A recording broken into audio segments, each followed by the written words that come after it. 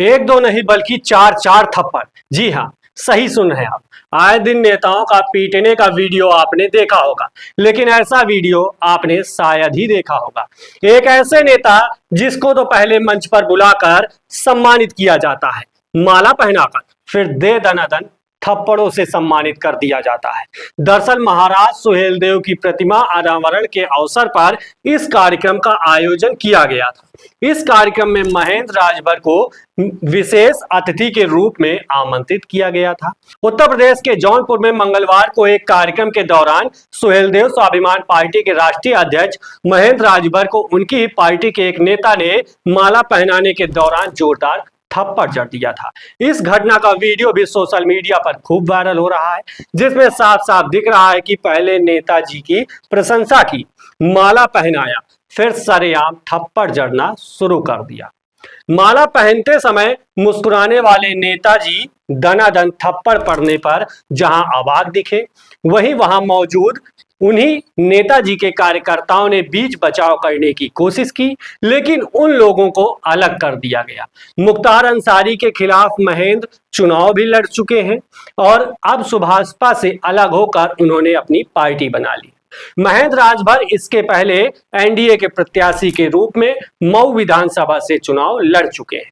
हालांकि उन्हें कम अंतर से हार का सामना करना पड़ा था।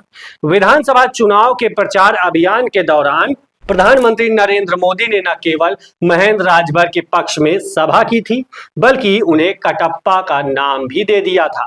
चुनाव के दौरान उनका यह नामकरण काफी सुर्खियों में था। थप्पड़ कांड के बाद महेंद्र राजभर ओम प्रकाश राजभर पर सवाल खड़े करते हुए कहा कि यह साजिश ओम प्रकाश राजभर ने रची थी।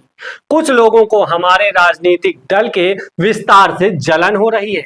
वो इसे पचा नहीं पा रहे हैं कि भला ये आगे कैसे बढ़ रहा है, इसलिए ये लोग अब घटिया हरकत पर उतर आए हैं। उन्होंने इस घटना पर आगे यह भी कहा है कि यह साफ जाहिर होता है कि जो लोग सत्ता में बैठे हुए हैं उन्हें हमसे परेशानी हो रही है। वे इस बात को स्वीकार नहीं कर पा रहे हैं कि भला वे कैसे आगे बढ़ रहे हैं, उनके राजनीतिक दल का विस्तार कैसे हो रहा है, क्योंकि पिछले कई दिनों से हमारे जनसभा में जिस तरह की बढ़ोतरी हो रही है वह अभूतपूर्व है। ऐसी स्थिति में उनका हमसे चलना स्वाभाविक है। इसके अलावा उन्होंने सुहेलदेव भारतीय समाज पार्टी से अपने अलग होने की वजह बताते हुए कहा कि इसके पीछे कई राजनीतिक कारण थे। सबसे पहला और प्रमुख कारण यह था कि हमें संतोषजनक सीटें नहीं दी गई थी। इसी को देखते हुए हमने अपने राजनीतिक रास्ते को अलग कर लिया था और हमें महज 17 सीटें ही दी गई थी। इसके बाद हमें लगा कि इनके बल पर समाज की लड़ाई नहीं लड़ी जा सकती है।